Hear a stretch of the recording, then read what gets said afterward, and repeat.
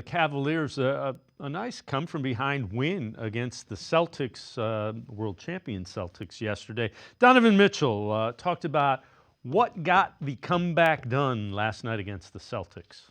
I mean, that's who we want to be. You know what I mean? I think you always want to get a team back when they beat you, regardless of who it is, and, just continue to have our imprint on the game. And, at a night like tonight, man, it comes from so many different people, different ways, and that's the biggest thing is we could have easily just folded and said, like, you know what, they got it, JT had a hell of a game, but also the third quarter, making his imprint, and for us to just continue to battle and fight and claw. That's what it's going to be, And if we see these guys in the playoffs, it's going to be the same thing again. So like just continuing to believe in each other, and we all did it, throughout the game. I think that just speaks to the growth of our group. You know what I mean? I think, you go back when I first got here. Obviously, we're younger. We're not as familiar with each other. You kind of, fold in those situations, and not just like you want to. It's just like the inexperience. Now, when you're growing and continue to build with the team, when you go through moments, that third quarter kind of felt like game 3, when it was like I was just watching it too, to be honest. They went from like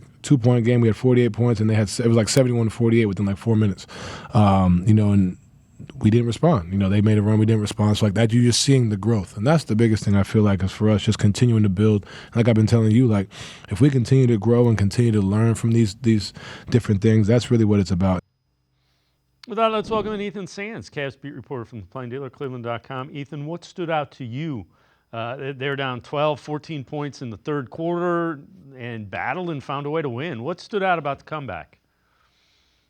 It's how everybody was involved from the beginning, Dave. It wasn't just that Donovan Mitchell became who he is and who he's known to be, which is MVP caliber in that fourth quarter. It was him struggling in the first half and the Cavs players surrounding him being able to have his back, right? We talk about Darius Garland having 15 points in the first half, and Donovan Mitchell missed his last 2 free throws, 2 in a row, to end the second quarter. And he talked about it after the game. Darius Garland said there was kind of a look from Donovan after that moment saying, hey, I don't know what I just did in that last half, but I'm going to turn it up in this next half. And that's exactly what he did. He had 30 points in the second half, 20 of those coming in the fourth quarter. But you also got to look about the smaller ways that other players were impacting the game. We talk about Darius Garland's offense in the first half. He was hunted relentlessly by Jason Tatum on the offensive end, and it found a